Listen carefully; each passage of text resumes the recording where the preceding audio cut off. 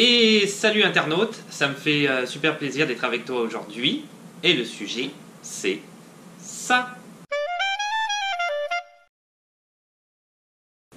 En Ouganda, il y a deux courants cinématographiques. Le premier courant cinématographique, c'est Wakaliwood, qui existe en fait officiellement depuis 2010 avec la sortie du film Wookiee Captain Alex, mais qui dans les faits est là depuis 2005. Je vais en parler plus en détail par après. Et il y a Oogawood qui existe avec la sortie du film The Life en 2012.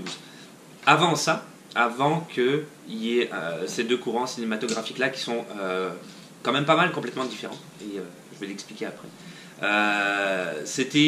Ça fonctionnait un petit peu comme, je dirais, ça fonctionne dans les autres pays d'Afrique.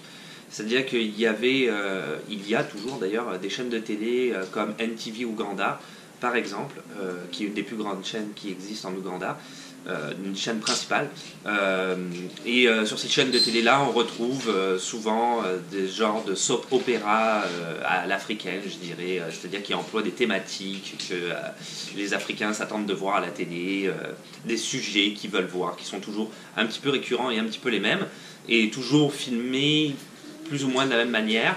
Donc c'était pas mal ça qu'on voyait sur la scène audiovisuelle / cinématographique en Ouganda. Jusque en 2010 et 2012 pour ces deux mouvements-là, où à l'heure actuelle il y a véritablement une scène cinématographique qui fonctionne et qui fonctionne très très bien en Ouganda et qui essaye de s'ouvrir aussi sur le reste du monde. Je vais en parler plus en détail par après. Oogawood, alors Oogawood, la fondatrice, je dirais, de ce mouvement-là, c'est Nana Kaga. Ça, c'est une personne qui est excessivement connue en Ouganda. C'est une des personnes, je pense, les plus connues en Ouganda, si ce n'est pas la plus connue en Ouganda. Qui est Nana Kaga, en fait, à la base, elle avait été suivre, pour faire une bio vraiment, vraiment rapide, son père, c'est un ingénieur pétrochimique. Elle a été faire des études au Royaume-Uni, à Londres exactement, en ingénierie, pétrochimie, etc. Et pour continuer un petit peu la même chose que ce que faisait son père. Mais parallèlement à ça, l'été, durant les vacances d'été, elle animait un show, un show télévisé très très populaire en Ouganda. Et donc, elle était déjà connue un petit peu sur la scène, comment je dirais, télévisuelle en Ouganda. Par la suite, elle est allée aux États-Unis, où elle a continué, elle est passée par le Nouveau-Mexique, etc. Bref, je fais ça vite. Elle a atterri en Californie, où elle a continué. Là, à ce moment-là, ses études étaient terminées, donc elle était ingénieure pétrochimique en Californie. Et parallèlement à ça, elle faisait aussi actrice. Donc elle a essayé à Hollywood, elle est apparue un petit peu, bon elle n'a pas eu des grands rôles ou des...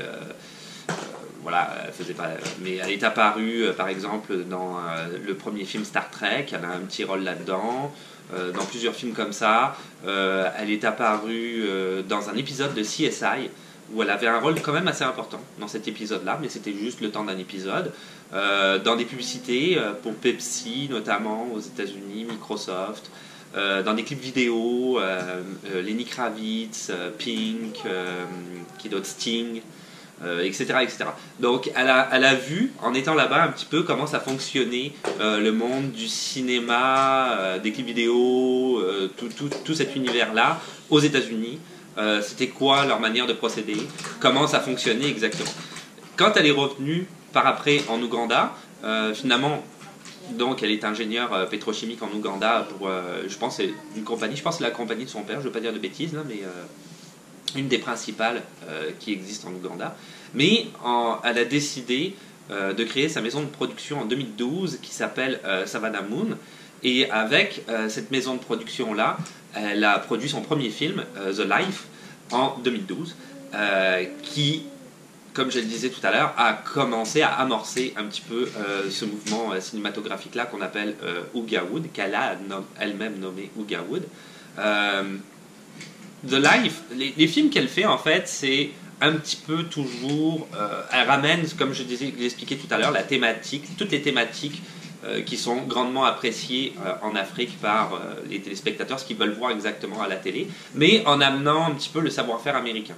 Donc, en ayant fait son expérience en Californie et en ayant quand même aussi pas mal d'argent, il faut dire ce qui est, elle a quand même des moyens, et en faisant cette maison de production-là, elle a fait des films quand même avec une qualité qui était beaucoup plus haute que ce qu'il pouvait y avoir auparavant, notamment, comme je le disais tout à l'heure, pour les soap opéras, mais en reprenant un petit peu les mêmes thématiques. The Life, si on regarde ce film-là sur IMDb, tout le monde connaît quand même IMDb, c'est noté 9.0 sur 10 sur IMDb, ce qui est une note excessivement haute. On pourrait se demander pourquoi, mais en fait, il y a énormément, évidemment, de gens de n'importe quel d'ailleurs pays d'Afrique qui ont adoré ce film-là. Mais il y a aussi des Occidentaux, dans ce que j'avais vu, qui vont un petit peu rire de ce film-là, mais pas pour se moquer. C'est simplement que les thématiques qui sont à l'intérieur, les thèmes abordés, les problèmes que les personnages se posent, peuvent faire rire quand on ne vit pas dans le pays ou quand on ne vit pas sur le continent africain.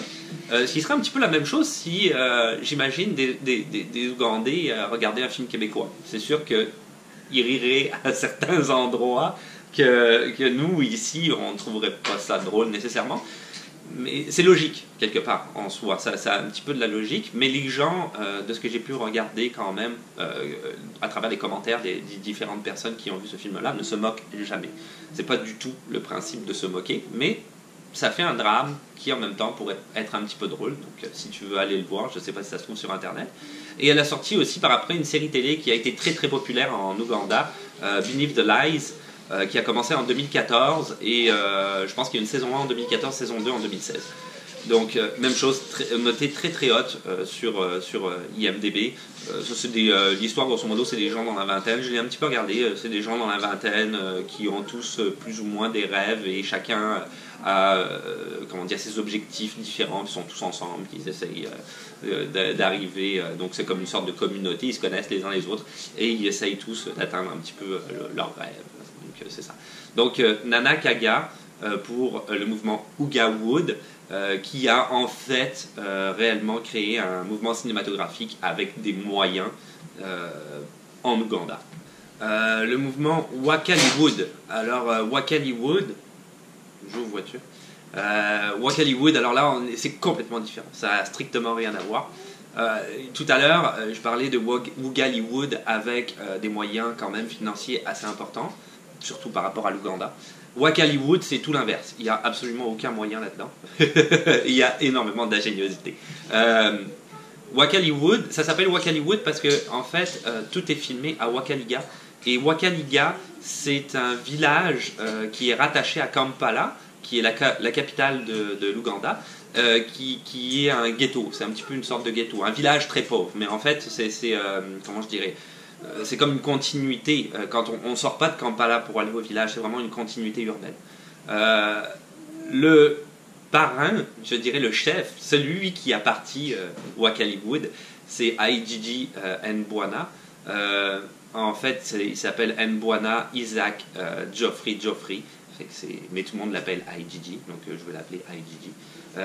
Et lui, il a eu dans l'idée de créer vraiment une maison de production qui s'appelle Ramon Production, qui s'appelle à l'heure actuelle Ramon Production International, mais qui s'appelait à l'époque Ramon Production. Et il a commencé en 2005 en faisant vraiment des films avec les moyens du bord, mais littéralement les moyens du bord. C'est qu'il n'a absolument pas d'argent. Donc il avait utilisé à l'époque un cric pour auto, c'était son trépied pour mettre une caméra dessus, etc. etc. Quand il fait du montage, il a récupéré des ordinateurs qu'il assemble lui-même. Il travaille sur Adobe Premiere, j'avais vu, mais il assemble lui-même. Il faut dire que là-bas, c'est quand même le ghetto, ils n'ont pas d'électricité tout le temps, donc il essaye de monter les moments où il y a de l'électricité. Il n'était pas capable à l'époque, parce que ça a changé, d'avoir des petits ventilateurs pour aller dans son ordinateur, ce qui fait que la plupart du temps, son ordinateur surchauffe et explose. Il l'expliquait lui-même. Du coup, il doit tout le temps monter son film assez rapidement, au moment où il a de l'électricité. Et puis changer d'ordinateur par après parce qu'il est foutu. Donc c'est un film par ordinateur quasiment. C'est vraiment les moyens du bord. Toutes ces armes sont faites en bois ou en métal. Il y a un gars à l'heure actuelle là-bas qui travaille pour lui et qui est un petit peu une sorte d'ingénieur, on va dire, qui travaille là-dessus. Donc il rajoute des effets spéciaux. Il faut dire une chose, c'est qu'en Ouganda aussi, je l'avais peut-être pas précisé, mais le droit d'auteur n'existe pas. Donc c'est sûr qu'il y a zéro droit d'auteur. D'ailleurs, entre parenthèses, je vais faire une parenthèse, mais à l'heure actuelle, le cinéma, à cause de Wakaliwood et Ogawood étant plus répandu, il y a des gens qui font des films à petit budget, et j'avais vu un extrait d'un film où c'était un extraterrestre qui débarquait en Ouganda, donc c'était une madame, et en fait elle sortait du vaisseau de Star Trek, l'USS Enterprise, et elle était entourée de Stormtroopers. Donc c'est le copyright là-bas, ça n'existe pas. Bref, parenthèse fermée. Donc c'est ça, il travaille avec les moyens du bord, il rajoute des effets spéciaux, il va aller chercher carrément des bouts de scène de films américains, mais quand je dis des bouts de scène, un hélicoptère ou n'importe quoi, et il va rajouter dessus ses personnages, il fait ses propres fonds verts. Ça c'est vraiment cool, avec des gros bandes de tissu vert, puis il rajoute là-dessus. Donc ces armes, quand il tourne, les gens font semblant de tirer, et après ça ils rajoutent le feu, etc. Donc c'est super cool comment c'est fait. C'est vraiment homemade à 3000%. Et en fait, il avait commencé en 2005, mais ça marchait pas vraiment. Pour expliquer un petit peu en Ouganda aussi comment, dans le ghetto, en Ouganda principalement, comment on regarde les films, en fait ça fonctionne avec un VJ, ça c'est un vidéo jockey, dans des vidéo halls. Donc on va là-bas et on va regarder un film, et le vidéo jockey, ce qu'il fait, c'est qu'il commente le film qui est diffusé. Donc ça peut être, alors à l'époque il n'y avait pas de films ougandais, donc ça va être des films américains, et souvent des vieux films d'ailleurs. Pas nécessairement des films récents, hein, parce qu'ils essayent d'avoir les copies DVD et c'est pas évident. Donc il va y avoir le film, il va être diffusé, on va entendre, comme ici, on va entendre les gens parler, etc. Mais lui, le vidéo jockey, et ça c'est à voir parce que c'est exceptionnel comment c'est fait, c'est vraiment cool, c'est tellement drôle, tellement bien fait. Il va commenter toutes les scènes, il va commenter ce que le personnage va penser à ce moment-là, etc., etc. Donc ça donne vraiment une ambiance qui est complètement différente du jamais vu. Now you're gonna see, this is how we do action in Uganda. Super Kicker, what's happening? Take a mafia. Oh no, this is serious. Take a mafia. Rapid gunfire. Action packed movie. Water fire. Jesus. He is Blue CU. Now it's time to prove it. Mommy, I'm scared. Expect the unexpectable. Mamma mia. This is Vijay Emily from Kampala, Uganda. Ow, ow, ow, ow. The military is here. Oh no. Jesus. The movie's on. He knows the way. The movie's on. Warrior. From Wakaliwood Natete. Vijay Emmy on the microphone. Hello. Then stop the reactions. Watch this. Commando! Commando! I wanna go! Action-packed movie. Super tough. Super deadly. Commando. Uganda. Hello. Here we go. Super Mafia. Commando. Move it, move it, move it. Super Fighter. More fire. Rapid action. Super Mafia's on the run. Super tough. Go for panties. Go for panties. The Panther meets the Tiger. Movie. Yes, to watch. More fire. Mamma mia. Vijay Emmy on the microphone. Move it, move it, move it.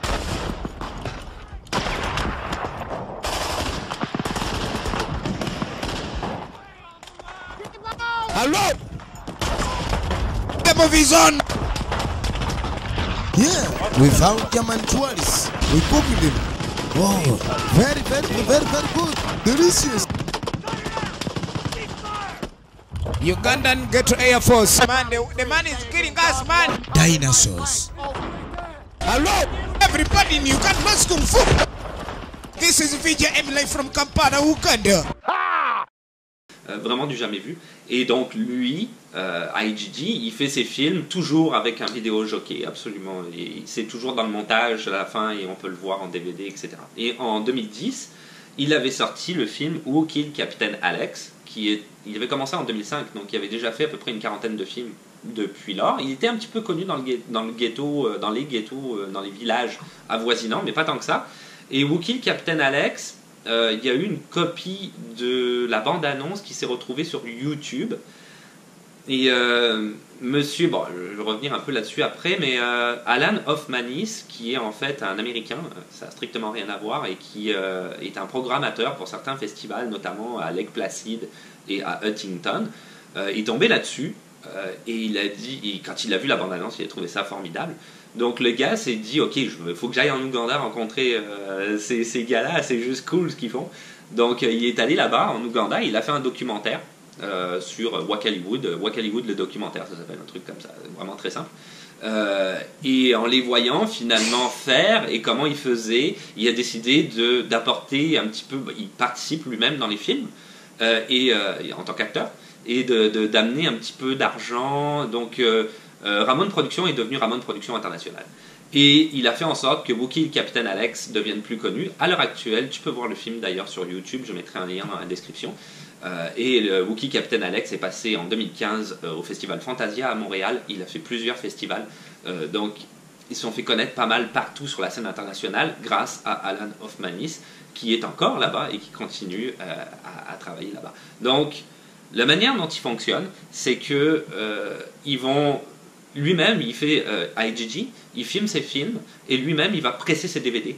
Il a carrément un système qu'il a recréé de lui-même avec des vieilles composantes d'ordinateur. Il presse ses DVD et les acteurs des films s'en vont dans les différents villages et ils vont essayer de vendre les DVD aux villageois. Mais comme il expliquait, là-bas, comme je le disais tout à l'heure, pas de copyright, etc. Donc les DVD, ça se vend, c'est du shilling, la monnaie c'est du shilling ougandais. Et un DVD va se vendre américain, comme par exemple dernièrement c'était Expandable avec Sylvester Stallone et toute la bande. Ça se vendait à peu près 500 shillings ougandais. Donc ils le vendent avec le fameux VJ dessus qui va expliquer tout comment, qui narre le film au fur et à mesure, ce qui est extraordinaire. Et lui, et après, pour continuer avec ça, c'est pas très clair, mais donc c'est ça, ils vendent 500, mais après avoir vendu, le gars il va vendre 3-4 copies, après c'est terminé. Parce qu'il y a tout de suite un gars qui va l'avoir et il va dire, ok, moi je vais en faire des copies de cette copie-là, puis je vais vendre ça 3-4 shillings. Donc c'est sûr que lui, il vend ses films un peu plus cher, c'est 2500 shillings ougandais, parce qu'il essaye de faire vivre sa petite boîte de production, Ramon Productions International, mais en même temps, ils essayent de vendre ça très très rapidement, parce qu'ils savent que dès qu'ils vont en avoir vendu quelques-uns, il y a quelqu'un qui va faire une copie, ils ne pourront plus en vendre. C'est comme ça qu'ils font de l'argent. Les acteurs ramassent une partie de l'argent du profit des ventes, et évidemment la maison de production. Là-dedans, il a un acteur favori qui s'appelle Charles Bukenya. Charles Bukenya, alors, il est vraiment extraordinaire. Il fait du kung-fu, il fait vraiment du kung-fu depuis 20 ans. Il fait vraiment du kung-fu, c'est un maître kung-fu. Il a adapté le kung-fu qu'il a appris, même il en parle à l'univers africain, parce que le kung-fu, ça se base sur des mouvements par rapport à des animaux, etc. Je ne m'y connais pas trop là-dedans, si tu t'y connais... tu seras sûrement mieux que moi, mais c'est ça, ça se base sur des mouvements en Chine, etc. Tel type d'animal, puis ça donne telle position ou telle prise, etc. Tel mouvement. Et lui, il a adapté avec 56, il disait 56 animaux africains. Donc je trouve ça relativement cool. Et ça s'explique aussi parce que en Ouganda, un des premiers investisseurs en Ouganda, c'est la Chine. Donc il y a quand même pas mal de Chinois en Ouganda. Ça explique aussi pourquoi, sûrement, il a eu accès à ça. Charles Bukenya, j'ai cherché partout comment il avait appris à la base le kung-fu, et je l'ai trouvé nulle part. Donc j'imagine que ça a dû être quelque chose. Il y a peut-être eu accès comme ça à une école, parce qu'il y a énormément de Chinois en Ouganda. À l'heure actuelle, lui, il a même créé une petite école avec des enfants dans les villages. C'est vraiment cool ce qu'il fait. Et il se fait appeler Bruce Yu. Parce que Bruce Lee, mais le Bruce Lee d'Ouganda, donc Bruce Lee. Donc c'est ça, Wack Hollywood, je le conseille vraiment, c'est exceptionnel, c'est tout un univers qui a été créé par ce monsieur-là, IGG. Il faut toujours, quand tu regardes ces films-là, se remettre en contexte. c'est des films qui sont faits en Ouganda, c'est des films qui sont faits avec zéro moyen, c'est des films qui sont faits avec un vidéo jockey, donc c'est complètement différent du cinéma que tu peux voir ailleurs. Faut pas s'attendre à voir un film américain quand tu vas voir un film de Wakaliwood. Ça s'appelle Wakaliwood entre parenthèses d'ailleurs parce que c'est Wakaliga ayant décidé que c'était comme l'émergence. Alan Hoffmanis en a parlé, il dit c'est comme le début d'Hollywood. Au début d'Hollywood c'était comme ça et là c'est Wakaliwood. Même chose pour Uga Wood d'ailleurs. Donc si tu vas les voir, je vais mettre le lien en bas. Le film est disponible sur YouTube. Je vais mettre des liens aussi sur IGG et ce qu'il fait, Wakaliwood, parce qu'il a un Kickstarter, il ramasse de l'argent et il produit lui-même ses propres films. Le premier d'ailleurs, Captain Alex, est fait en dessous de $200 US. Le dernier, il l'a fait, c'était $65 US, donc c'est quand même très très peu. Un de ses derniers films en 2016, Bad Black, est passé au festival de Seattle où les gens ont demandé à 4 reprises à ce qu'il soit rediffusé, tellement ils ont aimé. C'est un univers vraiment atypique et vraiment à regarder et à découvrir. Je mettrai aussi le compte Instagram de Charles Bouquenia, qui est quelqu'un de tellement gentil et tellement exceptionnel aussi, très professionnel. C'est ça. Regarde le film, mets-toi en contexte et je pense que tu vas vraiment passer un super bon moment. C'est exceptionnel. Et voilà, c'est tout pour aujourd'hui. Donc c'était en ce qui concernait le cinéma en Ouganda. Que ce soit Ugaliwood ou Wakaliwood, c'est quand même assez intéressant à voir. Wakaliwood étant très divertissant, c'est sûr que c'est pas du tout le même cinéma. C'est pas le même type de cinéma. Mais Wakaliwood est très très divertissant. Et donc, comme d'habitude, si tu veux t'abonner, il n'y a pas de problème. Ça va être vraiment plus facile pour toi pour savoir quand est-ce qu'une nouvelle vidéo va sortir, évidemment. De mettre un petit pouce bleu, parce que ça fait toujours plaisir. Des questions, des suggestions dans les commentaires aussi. Et puis, on se retrouve à la prochaine. Ciao. Bye. Bye. Oh, la chanson. Tu, tu.